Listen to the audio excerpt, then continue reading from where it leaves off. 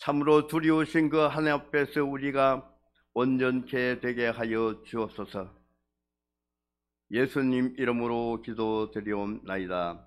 아멘.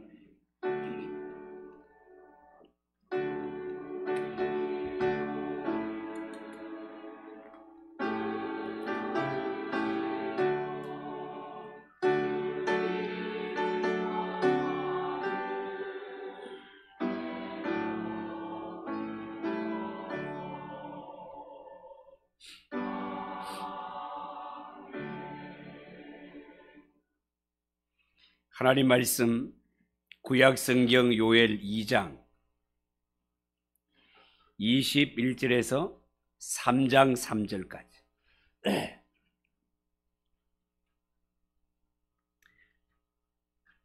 구약성경 1271쪽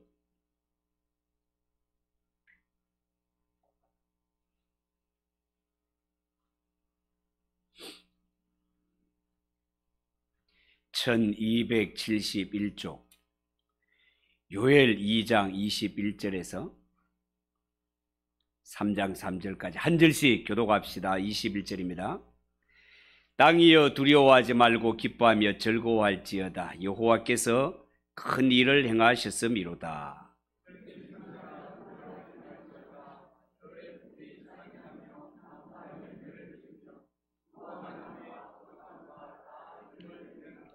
시온의 자녀들아, 너희는 너희 하나님 여호와로 말미암아 기뻐하며 즐거워할지어다. 그가 너희를 위하여 비를 내리시되 이런 비를 너희에게 적당하게 주시리니 이런 비와 늦은 비가 예전과 같을 것이라.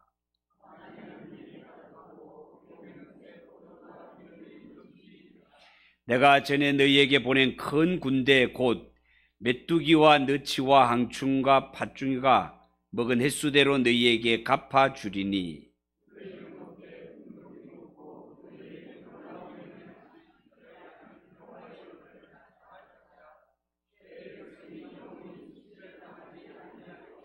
그런즉 내가 이스라엘 가운데 있어 너희 하나님 여호와가 되고 다른 이가 없는 줄을 너희가 알 것이라. 내 백성이 영원히 수치를 당하지 아니하리로다.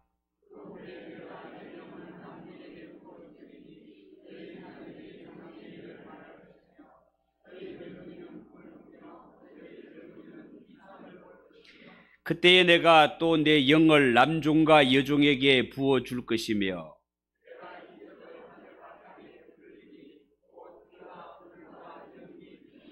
여호와의 크고 두려운 날이 이르기 전에 해가 어두워지고 달이 핏빛같이 변하려니와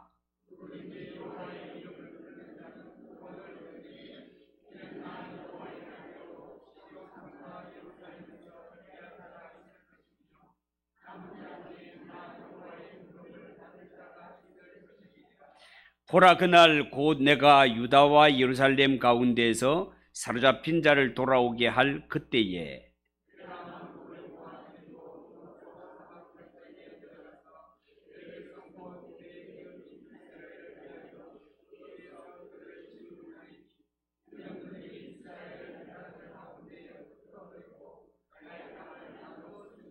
같이 읽읍시다. 또 제비 뽑아 내 백성을 끌어가서 소년을 기생과 바꾸며 소녀를 술과 바꾸어 마셨음이니라. 아멘.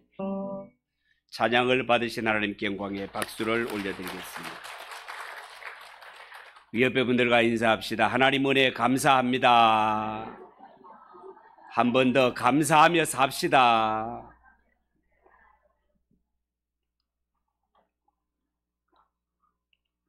감사하며 사시기를 바랍니다. 오늘 읽은 이 말씀을 가지고 받은 복을 세어보아라. 우리 한번 따라해 봅시다. 받은 복을 세어보아라. 받은 복을 세어보아라. 자, 그런 제목으로 말씀을 전하겠습니다. 여러분, 누가복음 17장에 보면 예수님이 예루살렘으로 가실 때 사마리아와 갈릴리 사이로 지나가시다가 10명의 문둥병자를 만나게 되는데, 그때 이 10명의 문둥병자가 예수님을 향해서 예수 선생이여 우리를 불쌍히 여기소서, 예수 선생이여 우리를 불쌍히 여기소서 이렇게 부르짖었을 때 예수님께서 가던 길 멈추시고 그들을 불쌍히 여겨 제사장에게 가서 너희 몸을 보여라. 제사장에게 가서 너희 몸을 보여라. 왜? 그때 당시에 문둥병이 나았다를 판단하는 자가 제사장이었기 때문에 그렇습니다. 이들은 예수님의 이 말씀을 듣고 지금 내 몸은 여전히 문둥병으로 일그러져 있는데 뭔가 이상한 조짐이 나타난 것도 아닌데 예수님의 말씀을 듣고 진짜 제사장에게 내 몸을 보이러 가다가 도중에 어떤 일이 일어나는가 하면 문둥병자들이 가는 도중에 깨끗함을 받게 되었더라. 깨끗함을 받게 되었다고 기록했습니다. 자, 중요한 것은 10명의 문둥병자가 똑같은 시간, 똑같은 장소, 똑같은 내용으로 부르짖어 하나님의 은혜로 다 고침을 받았건만 감사한 사람은 한 사람밖에 없었다는 겁니다. 여러분, 문둥병이 어떤 병입니까? 불치병입니다. 하나님의 저주를 받은 것으로 여겨지던 병이었습니다. 이 병에 걸리게 되면 사랑하는 사람과 같이 살 수가 없습니다. 가족들로부터, 이웃들로부터 격리되어 문둥병자만 모여 있는 곳으로 가야 됩니다. 그러니까 10명의 문둥병자가 한 곳에 모여 있는 거예요. 이렇게 불행한 지경에서 고침받고 이제부터 정상적인 삶을 살아갈 수 있는 큰 은혜를 입었건만 이 중에 9사람은 그냥 가버리고 예수님을 찾지도 않고 감사할 줄도 몰랐습니다. 이렇게 불행한 상태에서 고침받았건만 9명이 예수님을 찾지도 않고 감사할 줄 몰랐다는 거예요. 그런데 딱 한 사람, 성경에 보면 사마리아 사람, 이방인 한 사람이 예수님께 돌아와서 사례, 곧 감사했다라는 겁니다. 예수님은 은혜를 받고 돌아와 감사하는 이 사람에게 내 믿음이 너를 구원하였다, 네 믿음이 너를 구원했다 하면서 그의 행동을 칭찬하시지만 아울러 10사람이 다 고침받지 않았느냐? 10사람이 다 고침받지 않았느냐? 9명은 어디 있느냐 하면서 섭섭해 하시는 것을 보게 됩니다. 여러분, 9사람은 왜 감사하지 아니하였고 어째서 이방인 한 사람만 감사를 드렸을까요? 성경에 보면 돌아와서 감사했던 자는 사마리아인, 이방인이었고 감사할 줄 몰랐던 사람은 유대인들이었다고 합니다. 그러니까 유대인들은 생각하기를 하나님으로부터 이런 은혜를 받고 이런 사랑을 받는 것은 당연하다고 여겼던 것입니다. 당연하다고 여겼어요. 유대인들은 생각하기를 나는 당연히 받을 것을 받았다는 것입니다. 당연히 받을 것을 받았는데 왜 감사가 필요하냐는 것이죠.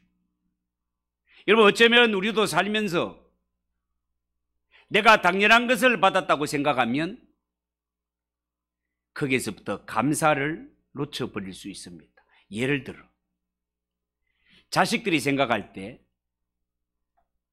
부모가 자식을 위해 당연히 희생해야 된다고 생각하면 감사할 것이 별로 없습니다.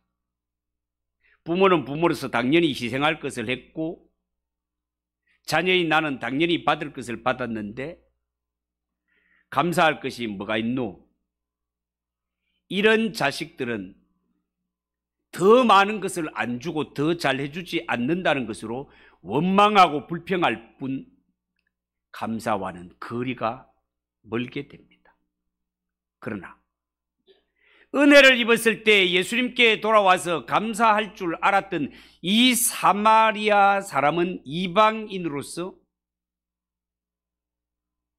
자신은 이런 은혜를 도저히 받을 자가 아닌데, 자격 없는 자인데 이 감당치 못할 어마어마한 은혜를 받았으니 감사할 수밖에 없습니다.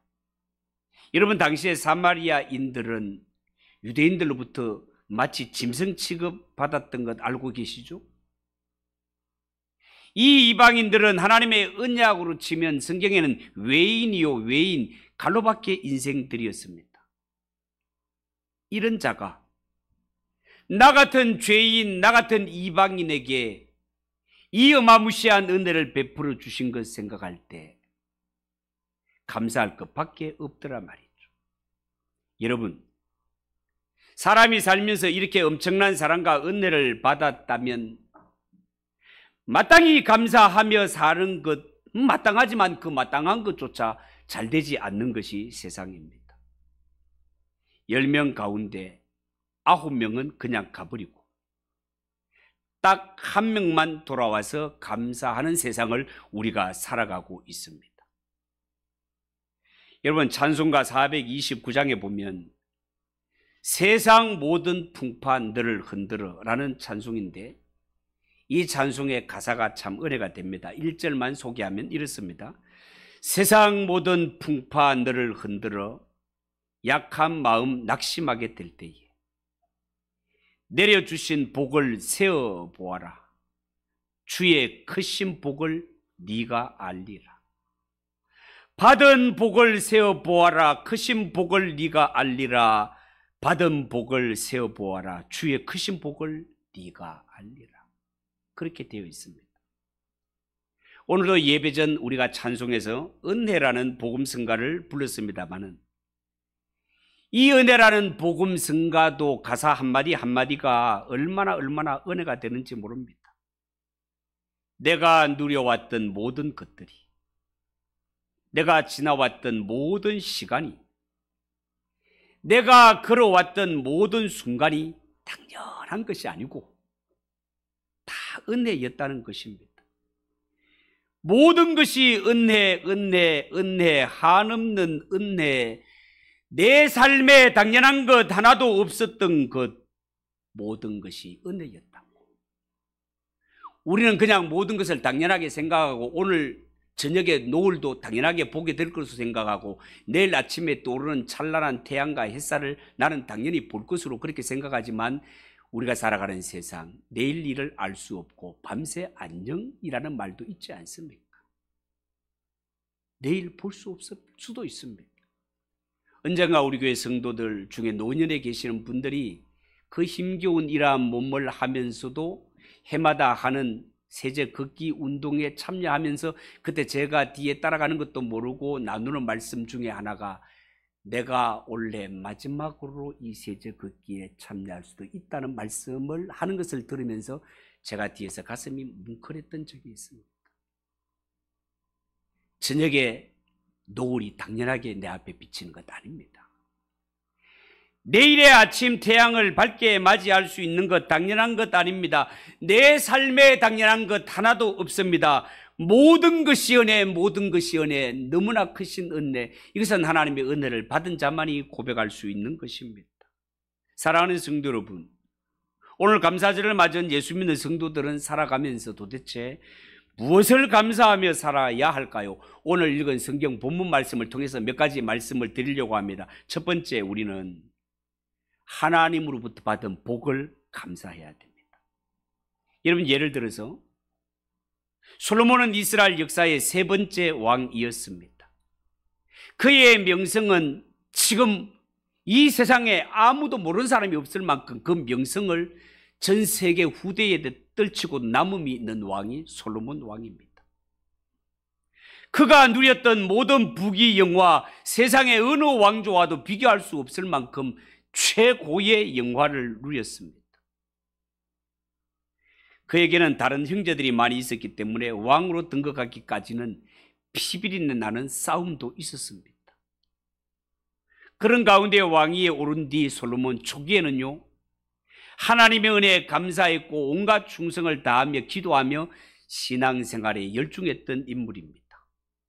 그러다가 나중에 왕권이 확립되고 자신의 명성이 천하에 퍼지고 부귀영화가 하늘에 닿았습니다. 이쯤 되었을 때 솔로몬은 세상적으로 육신적으로 아쉬울 게 없었고 이때부터 문제가 생기게 되죠. 사람이 변하게 됩니다. 신앙이 변하게 됩니다. 이때부터 솔로몬은 목에 힘을 주기 시작했고 하나님의 말씀과 율법을 경홀히 여기게 되지요. 율법에 분명히 이스라엘 왕은 부인을 많이 두면 안 된다라고 말했건만 왕이 되고 난 후에 솔로몬 많은 여자를 왕비와 궁녀로 삼고 나중에는 이방 여인들까지 끌어들여 기록에 의하면 후비가 700명, 빈장이 300명, 합해서 1000명의 여자를 곁에 두었습니다. 하나님의 은혜를 잊어버리고 하나님의 말씀을 저버리고 하나님이 싫어한 일을 저지르기 시작합니다. 성경에 보면 이방 여자들이 이스라엘 왕궁에 들어올 때 그들은 한결같이 자기들 나라에서 섬기던 우상을 갖고 들어옵니다. 그러니까 이스라엘의 궁궐이 방마다 우상들로 가득 차서 우상의 소굴이 되어 버립니다. 어디 그것뿐입니까? 솔로몬은 이 이방 여자들을 기쁘게 해주기 위해서 예루살렘의 조금 높다는 곳에는 모두가 우상의 산당들을 지어줍니다. 열왕기하 23장에 보면 이곳을 가리켜 멸망산, 멸망산이라고 지칭하는 것을 보게 됩니다. 나중에는 이 이방 여자들이 솔로몬으로 하여금 하나님을 버리고 우상을 열심히 섬기도록 그렇게까지 만들어 놓습니다. 성경에 보면 이 일을 두고 하나님이 얼마나 노여워하시는지 솔로몬 당대에는 그 아버지 다윗을 보고 참으시지만 솔로몬 그 아들 때에 가서는 나라를 둘로 쪼개버리지 않습니까? 남쪽 유다, 북쪽 이스라엘 이렇게 해서 갈라진단 말이죠. 여러분, 성경에 솔로몬 왕은 세상 일과 사업에는 성공했을지라도 신앙은 완전히 실패한 사람이다 하겠습니다. 우리는 여기서 몇 가지 교훈을 배우게 되는데요. 첫째는 사람이 잘 되면 나중에 교만해지더라는 것입니다. 옛날에 형편이 가난해서 힘들고 어려울 때는 그때는 그저 부지런히 일하고 틈만 나면 하나님의 제단에 엎드려 기도하는 삶을 살았는데 하나님이 주신 은혜로 풍족해지고 형편이 나아지니까 교만해지고 하나님을 멀리 떠나게 되더란 말이죠. 여러분, 성도는 그러면 안 됩니다. 잘 될수록 겸손하고 모든 것이 하나님의 은혜였음을 잊어버리면 안 된단 말이에요. 두 번째는 인간의 욕심은 끝이 없더라는 것입니다. 여러분, 솔로몬이 아무리 이스라엘의 왕이라도 그렇지 옆에 여자가 1000명이 뭡니까? 1000명이. 이렇게 사람의 욕심은 끝이 없더란 말이에요. 오늘날 우리들도 마찬가지입니다. 집이 없을 때는 작아도 내 집 갖는 것이 소원이고 꿈이었습니다. 그러다가 12평 아파트 사보십시오. 와, 그것도 커 보여. 그렇지만 그것으로 만족이 됩니까? 아니요. 15평, 24평, 24평 살고 나면 30평으로 옮기고 싶고 50평 끝이 없습니다. 여러분, 예수 믿는 성도는 그러면 안 됩니다. 없었던 때를 기억해서 더 알뜰하게 더 절약하며 하나님의 은혜에 감사하며 살 줄 알아야 됩니다. 셋째는요, 잘 되면 하나님을 버리고 우상을 섬기게 되며 그 결과 하나님이 주위에 많은 대적들을 일으키게 되는 것을 볼 수 있습니다. 여러분, 성경에 보면 이스라엘 처음에는 에돔 사람 핫산을 일으키시고 다음에는 다메섹 왕, 그 다음에는 주변에 여러 대적들을 일으키십니다. 믿음으로 살아야 할 사람이 믿음으로 살지 않으면 주변에 일어나지 않을 일들, 이러한 대적들이 자꾸 일어나게 된다는 사실을 명심해야 됩니다.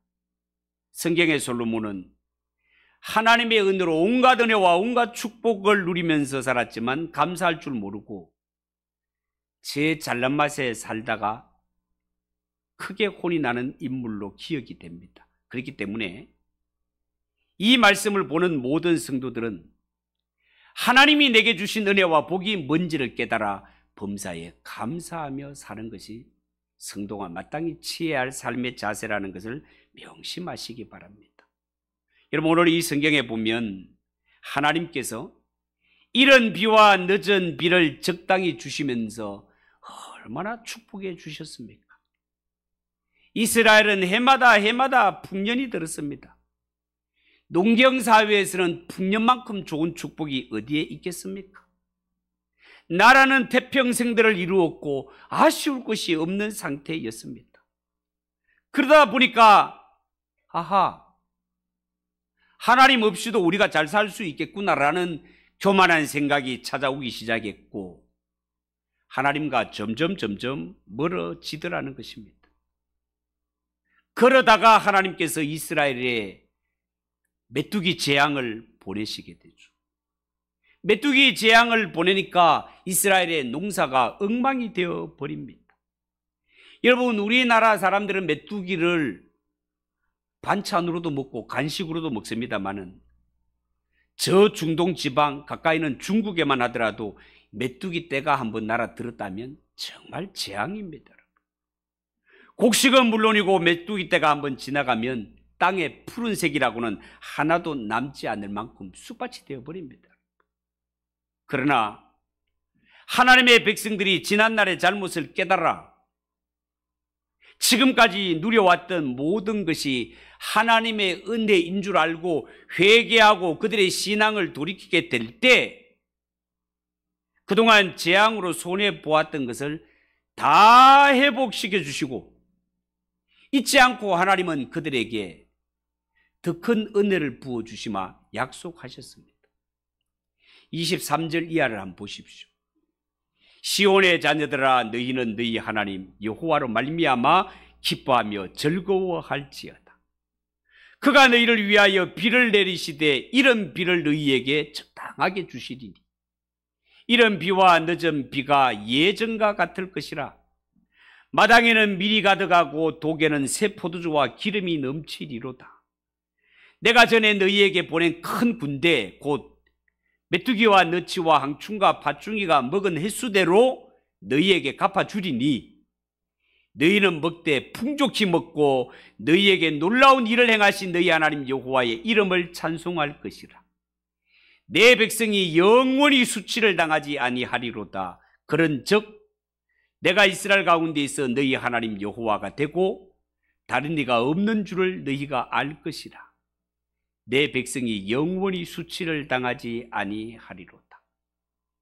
한마디 한마디가 얼마나 귀하고 얼마나 은혜가 됩니까? 내 살면서 하나님 앞에 이런 은혜와 복을 받고 싶다는 생각이 저절로 들지 않습니까?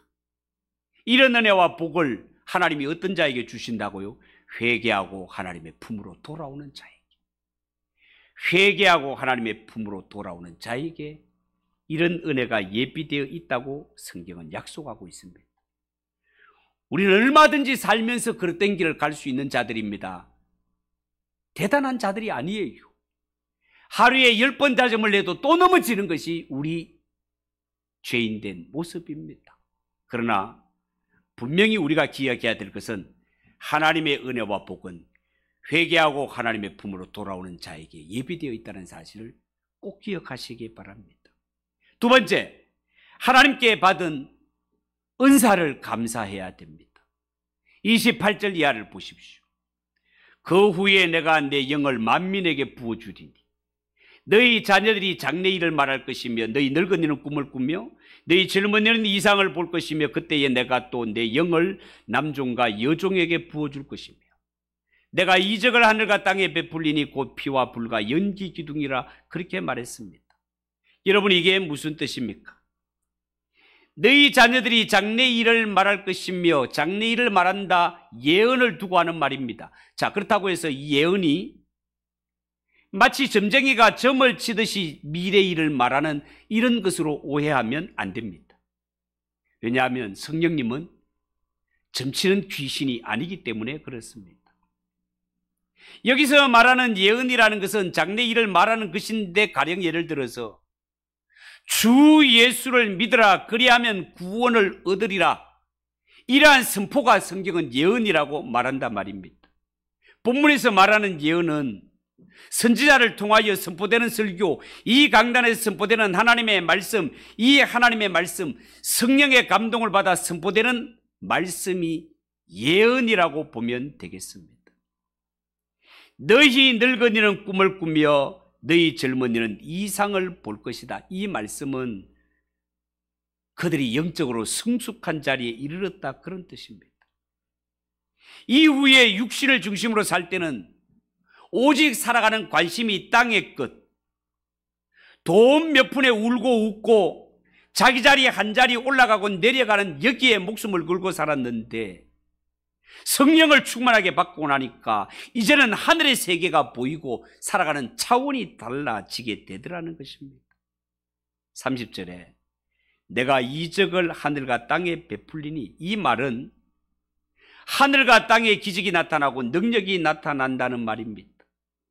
성령이 충만하여 기적과 같은 이런 능력이 나타나게 되는 것을 의미합니다. 여러분, 이런 사람들이 하나님의 일꾼으로 세워지게 되면 천하가 감당하지 못하는 일도 하나님의 능력으로 능히 되는 일이 나타남을 믿으시기 바랍니다. 여러분, 우리 예수 믿는 성도가 오늘날 그 옛날 사도 바울처럼 전 세계를 향하여 복음을 들고 나가지 못하더라도, 저 멀리 이방 사람을 구원하지 못하더라도 우리의 삶의 무대, 활동 무대인 집 근처, 직장 근처라도 다니면서 열심히 복음 전하며 전도하는 사람으로 쓰임받기를 하나님은 원하고 계십니다. 우리가 한 나라를 대표하는 이러한 국립합창단, 시립합창단 단원은 못했다 하더라도 우리 점촌 신흥교회 찬양대원으로 쓰임받는 것 감사하시기 바랍니다. 내가 명문대학의 교수가 아니더라도 우리 신흥교회 교회학교 교사로 쓰임받게 된다는 것을 감사하시기 바랍니다. 나 같은 죄인이 주님의 몸인 교회에 일꾼으로 쓰임받는 것 자체가 너무너무 귀하고 너무너무 감사한 일 아닙니까? 어떤 일을 맡았든지 성령 충만하기를 힘쓰며 맡은 일에 충성을 다하는 주의 일꾼 되시기를 주님의 이름으로 축복합니다. 세 번째, 하나님 받은 구원의 은혜를 감사합시다. 구원의 은혜. 여러분, 31절을 보십시오. 여호와의 크고 두려운 날이 이르기 전에 라고 했는데, 이 날은 심판의 날을 의미합니다. 심판의 날이 이르기 전에 해가 어두워지고 달이 핏빛같이 변하려니와 누구든지 여호와의 이름을 부르는 자는 구원을 얻는다고 말씀했습니다. 여러분, 이 말씀은요, 말세에 하나님께서 심판하시는 날이 이르기 전에 먼저 하나님은 믿는 사람들을 구원하신다는 뜻입니다. 여러분, 마지막 날에 하나님은 분명히 세상을 심판하시는데요, 그때에는 먼저 알곡과 쭉정이를 갈라 놓으십니다. 지금 추수 때입니다마는 농부가 추수 때가 되면 알곡과 쭉정이를 가르지 않습니까? 알곡은 곡간으로, 쭉정이는 불태워 버립니다. 이처럼 성전에도 교회에도 알곡과 쭉정이가 있는데 결국은 하나님의 심판을 통해서 갈라지게 된다는 것입니다. 믿는 자들에게 이러한 심판, 알곡과 쭉정이로 갈라지는 심판이 있다면 성도들은 예수를 믿어도 잘 믿고 알곡 성도가 돼야지 절대로 쭉정이 교인이 되어서는 안 된단 말이에요. 여러분 베드로전서 4장 17절 18절에 보면 이런 말씀이 있어요. 하나님의 집에서 심판을 시작할 때가 되었나니 만일 우리에게 먼저 하면 하나님의 복음을 순종하지 아니하는 자들의 그 마지막은 어떠하며 또 의인이 겨우 구원을 받으면 경건하지 아니한 죄인은 어디에 서리요? 엄청난 심판이 이것을 예고하고 있습니다. 그리고 에스겔 9장 6절에 보면 이런 말씀이 있어요. 늙은 자와 젊은 자와 처녀와 어린 아이와 여자를 다 죽이되 이마에 표 있는 자에게는 가까이 하지 말라. 내 성소에서부터 시작할지니라 하심에 그들이 성전 앞에 있는 늙은 자로부터 시작하더라. 그렇게 말했습니다. 여러분 여기 에스겔 9장에 보면 심판하는 천사들이 살려고 하는 기계를 갖고 등장을 하는데요. 거기에 먹그릇을 찬 서기관이 예루살렘 거리를 다니면서 사람마다 이마에 표시를 합니다. 그리고 그들에게 표하기를 끝내자 하나님은 천사들에게 심판을 시작하라 명령을 내립니다. 그런데 이마에 표를 받은 사람은 절대로 건드리지 말라고 하십니다. 왜요? 그들은 구원받기로 작정된 자들이기 때문에. 그러나 표를 받지 못한 사람은 전부 심판해 버리라고 하십니다. 왜? 그들은 구원에서 제외된 자들이기 때문에. 여러분 여기서 명심해야 될 것은 하나님의 심판은 예루살렘에서부터 시작이 되는데 그 중에서도 성전에서 시작된다고 합니다. 하나님의 심판이 성전에서 시작된다는 것은 알곡과 쭉정이를 가려내는 심판이 마지막 날에 있다는 뜻입니다. 그렇기 때문에 우리는 절대로 교회에 나왔다는 이유로 예배당에 나왔다는 이유로 절대로 안심하면 안 되고 예수를 믿어도 잘 믿어야 됩니다. 하나님이 요구하는 믿음을 준비해야 됩니다. 쭉정이 성도가 아니라 알곡 성도가 돼야 됩니다. 마지막 날에 가려내는 심판이 있기 때문에 그렇습니다. 마지막으로 성도는 무엇을 감사할까? 하나님의 기업이 되었음을 감사해야 됩니다. 여러분 3장 1절 2절을 쭉 보십시오. 보라 그날 곧 내가 유다와 예루살렘 가운데 사로잡힌 자를 돌아오게 할 그때에 내가 만국을 모아들이고 요사박 골짜기에 내려가서 내 백성 곧 내 기업인 이스라엘을 위하여 거기에서 그들을 심문하리라. 여러분 여기에 보면 하나님은 이스라엘을 가리켜 내 기업이라고 그렇게 말씀하고 있습니다. 내 기업, 내 기업. 여러분 사실 하나님과 이스라엘의 관계는 기업이라는 말을 통해서도 너무 잘 표현이 되었다고 하겠습니다. 여러분 이스라엘 역사를 올라가 보면 실제로 하나님은 이스라엘 12지파에게 가나안 땅을 골고루 분배해 주어 삶의 터전이 되게 하셨습니다. 그런데 성경은 물리적인 땅만을 기업으로 지칭하지 않고 하나님을 이스라엘의 기업이라고 표현한 곳도 계시고 이스라엘을 하나님의 기업이라고 표현한 곳도 있습니다. 오늘 요엘 선지자가 이스라엘을 가리켜 하나님의 기업이로 부르는 것은 이스라엘은 하나님의 소유고 영원토록 하나님의 백성임을 알리는 선포라고 할 수 있겠습니다. 이렇듯이 오늘날 예수 믿고 예수 피로 구속함을 받은 주의 성도들은 하나님 앞에 영원히 변함없는 하나님의 기업이 되었다는 사실을 알고 감사하시기 바랍니다. 하나님은 우리 한 사람 한 사람을 예수의 피로 값주고 사시고 그 무엇으로도 지울 수 없는 우리의 죄를 예수의 보혈로 깨끗이 씻어 주심으로 너는 내 것이라 너는 내 것이라 하시면서 우리를 하나님 앞에 거룩한 백성 왕 같은 제사장으로 삼아 주셨습니다. 이 복된 명칭, 하나님의 자녀라는 명칭보다가 더 복된 명칭이 어디에 있겠습니까? 이 명칭을 예수 믿는 저와 여러분에게 주셨단 말이에요. 누구 때문에? 예수님 때문에. 여러분, 내가 하나님의 자녀가 되고 하나님을 아버지라 부를 수 있는 이 권세는 하나님 아버지 기분 좋고 나쁘게 달린 것이 아니고 하나님은 별명이 변함없으신 하나님, 영원하신 하나님이시니 내가 하나님의 자녀고 하나님이 내 아버지라는 사실은 우리가 천국에 들어가는 그날까지 변함없이 흔들림 없는 사실이라는 것을 믿으시기 바랍니다. 이런 은혜를 받은 자라면 평생을 살아도 입이 10,000개가 있어도 감사하며 사는 것이 마땅하지 않습니까? 그 은혜가 우리에게 임하였음을 믿고 감사하며 살아가는 성도 되시기를 주님으로 축복합니다. 기도하겠습니다. 하나님 아버지, 너무너무 감사합니다. 우리가 무식한데 하나님 이처럼 예수님 보내주시면서까지 피를 흘려 씻게 하실 만큼 우리를 사랑하시는지 그저 감사할 것밖에 없습니다. 이 땅에 사는 동안 변함없으신 하나님의 그 사랑 하나만으로도 평생을 감사하며 만 입이 있더라도 감사하면서 살 수 있는 우리 성도들이 되게 하옵소서. 예수님의 이름으로 기도하옵나이다. 아멘. 591장 찬송하겠습니다.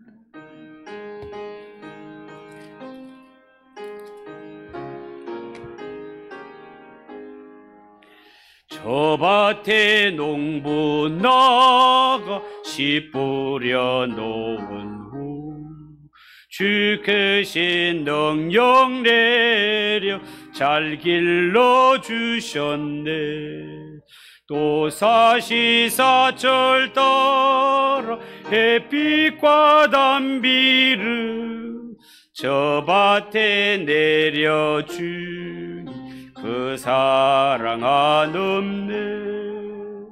온갖 귀한 선물 주님이 주신 것 그 풍성하신 은혜 다 감사드리세. 저 상